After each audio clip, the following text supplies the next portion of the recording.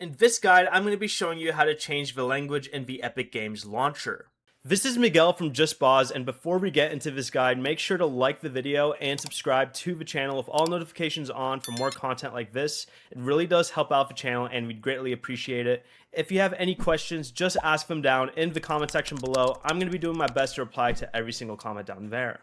From the home screen, click your profile icon in the top right corner and select Settings.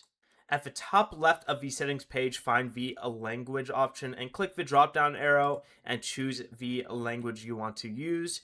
After selecting a new language, the launcher will ask you to restart so the change can be fully applied. Choose restart now to apply it immediately, or restart later if you want to continue using the launcher first. You can return to the same language menu at any time to switch back to your previous language if you wish. Before you leave, remember to like the video and subscribe to the channel with all notifications on for more content like this. It really does help out the channel and we'd greatly appreciate it. And if you did have any questions, just ask them down in the comment section below. I'm going to be doing my best to reply to every single comment down there. Peace.